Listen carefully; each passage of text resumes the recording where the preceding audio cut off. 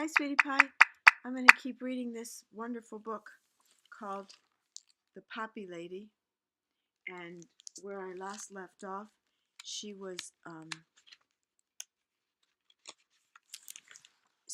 working at the Y, um, and helping to greet and talk to and give sort of a warm and welcoming feeling with beauty and color. She spent some of her small salary on all these flowers that she put around the room where the soldiers home on leave would come. And um, but she wanted to do even more, was how it left off when we finished part one. One Saturday morning, a soldier left a magazine at her desk. Moina turned to the marked page to find We Shall Not Sleep by Lieutenant Colonel John McCrae, a Canadian physician. She had read the poem many times, but she read it again, touched by McCrae's tribute to the soldiers he could not save on the battlefields of Flanders. The poem was most strikingly illustrated in color, she said. Spirits of soldiers floated above a battlefield covered in white crosses and bright red poppies. There were no names on the crosses, no memory of who rested beneath the red poppies, and Moina knew what she had to do.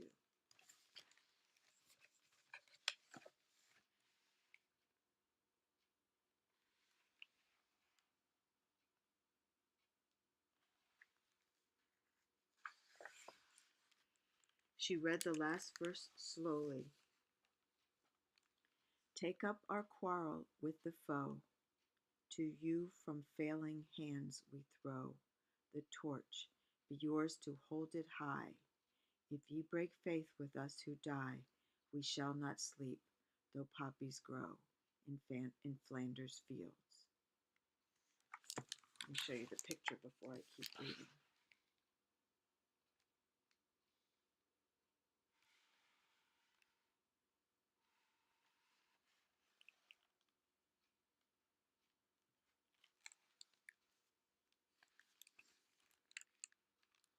I'll read the last verse again.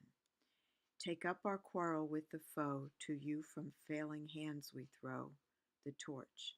Be yours to hold it high. If you break faith with us who die, we shall not sleep, though poppies grow in Flanders fields. To Moina, she wrote, it seemed as though the silent voices again were vocal, whispering. She thought of friends and students and the soldiers at the Y and knew she could never forget them. Moina turned over an envelope and wrote a pledge, ending with a promise. And now the torch and poppy red we wear in honor of our dead. Fear not that ye have died for naught. We will teach the lesson that ye wrought in Flanders fields. When she finished, Moina looked up at 3 war workers standing by her desk. On behalf of everyone, they had come to repay her for her kindness. She shared both poems with the men. Impressed, they shared them with others. Soon, Moina was surrounded by men wanting poppies of their own, to honor their buddies sleeping now among the poppies of Flanders fields. Moina knew just what to do. With their $10 check, she announced, I shall buy red poppies. I shall always wear red poppies, poppies of Flanders fields.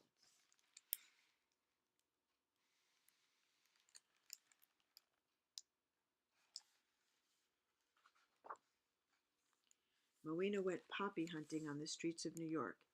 It never occurred to me the difficulty I would have in finding artificial poppies of Flanders fields in the novelty shops of New York City, she wrote. At last, in Wanamaker's department store, she found 1 large and 4 small red silk poppies. Moina pinned one on her cloak collar and hurried back to the Y.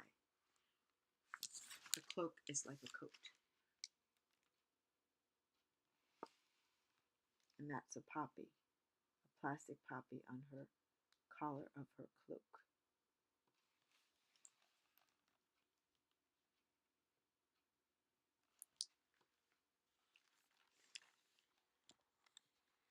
When we went to the memorial service at Arlington Cemetery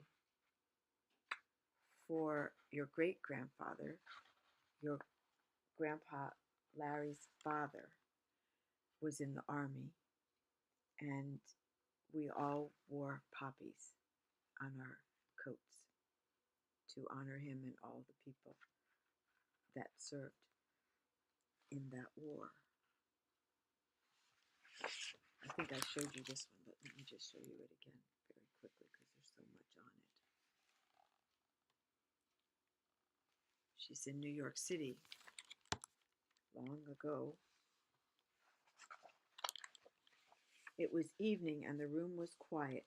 Moina placed the large red poppy in the vase on her desk and handed out 23 smaller ones to the men and women leaving soon for France, which is where Flanders Field is and where the war was being fought. She watched as they pinned them on their uniforms. Still, Moina needed to do even more. She would not stop until every American wore a poppy to remember the soldiers, always. You see all these people in the room, each with their poppy?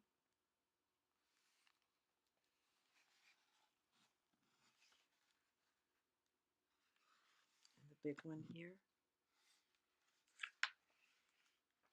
That's the end of the story, and then there's an epilogue. I'll read you the epilogue.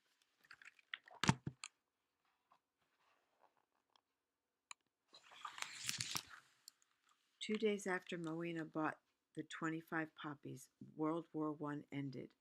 Parades and celebrations welcomed veterans home. Moina was joyously elated. I had seen them go away by the thousands. They were coming back by the thousands. But eventually, Americans wanted to forget the horrors of war and get on with their lives. It wasn't that simple for veterans.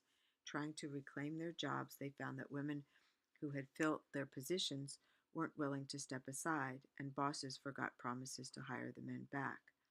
This upset Moina especially as she taught classes for disabled servicemen at the University of Georgia. Some were wounded or suffered the lingering effects of poison gas. Unable to work, they couldn't support themselves or their families. Once again, Moina realized she must do something. What if the poppy could be more than a tribute to soldiers who didn't return? What if it could benefit returning servicemen and women and their families in need? Moina spent every spare moment and all the money she could save urging groups to adopt the Flanders Fields Memorial Poppy to honor and support the veterans. Finally, her persistence paid off. Several national and international veterans organizations adopted the poppy as their memorial flower, and the message traveled overseas. People donated their hard-earned nickels, pennies, and dimes in exchange for a poppy. Millions of dollars were raised for veterans, war widows, and orphans, and Moina affectionately referred to the small red blossom as a miracle flower. Before long, the unemployed and disabled veterans in American hospitals made and distributed the poppies. Each flower petal had to be twisted and fastened to a stem. Hard work for hands and fingers crippled by war wounds, but good mental and physical therapy. Moina became known as the Poppy Lady. She received recognition and awards from around the world, but it was nothing compared to seeing her dream to help the soldiers come true. When Moina died at the age of 74, a military funeral was held in her honor at the First Baptist Church of Athens, Georgia. That's no small thing to have a military funeral for someone that wasn't in the military. Young soldiers from the University of Georgia and the American Legion stood guard over their Poppy Lady. Fastened to the tip of their bayonets was a bright red poppy. Across the nation, veterans mourned the loss of a dear friend. They made 3,223 poppies, wove them into a blanket, and placed their gift on Moina's grave. Almost a century has passed since that day at the Y when she first handed out 23 red silk poppies. Still, their message lives on. During the weeks before Memorial Day and Veterans Day, veterans stand outside stores and distribute poppies, raising millions of dollars for other veterans and their families. At schools, poppy poster contests are held, and proud junior members of the American Legion Auxiliary and Ladies Auxiliary to the Veterans of Foreign Wars are voted Poppy Princesses. Each time we wear a red poppy, we thank the men and women who gave so much for our country's freedom. We promise to remember them always.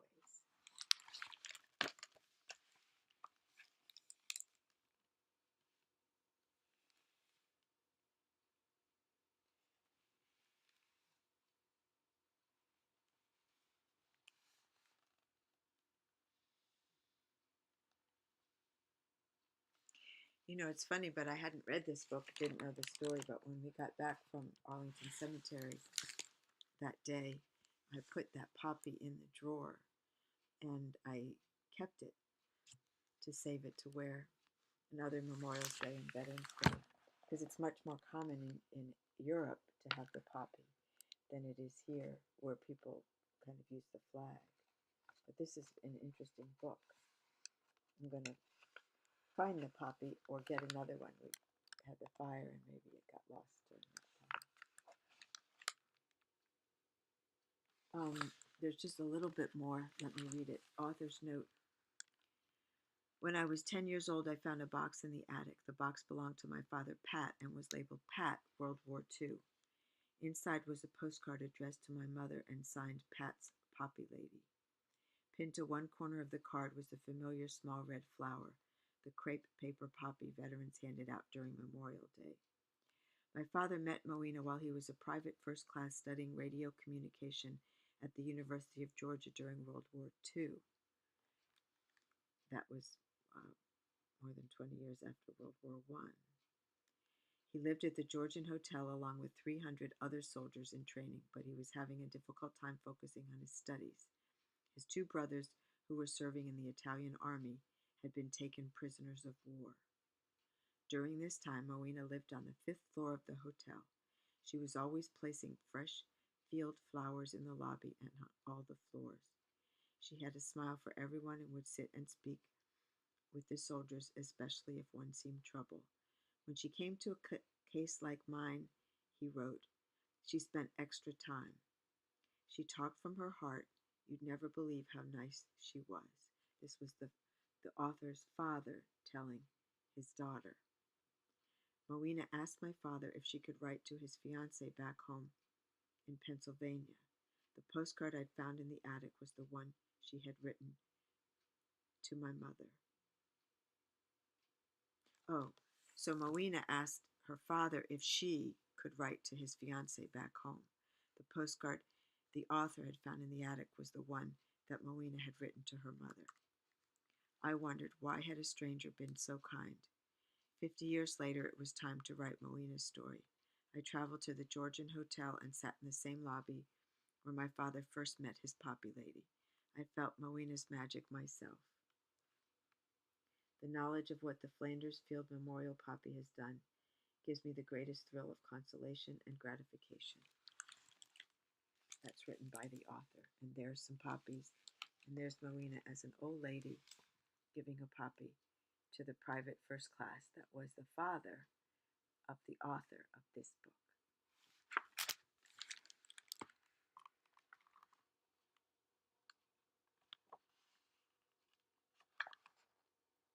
And there's a little bit more about um, the legacy and I guess Moina Belle Michaels' book, The Miracle Flower. She explains how the 25th Conference of the Overseas YMCA War Secretaries, headquartered at Columbia University, adopted the poppy on November 9th, 1918.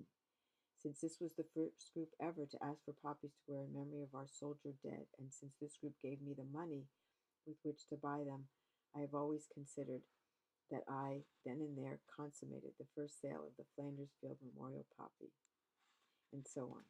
So anyway, that's very interesting how the poppy became associated with honoring the soldiers that fought so hard and for such an important cause that changed our lives so many years later. Okay, well, I love you, sweetie pie. I hope you had a wonderful day today. I'm wearing a scarf and I'm still cold inside, so I turned the heat down before when it seemed like it was going to be sunny and warm, but it's not sunny and warm now, so I'm going to go turn it back up and say, I love you to bits, sweetie pie. I hope you're having a wonderful day. Stay warm, and I'll see you soon. Bye-bye.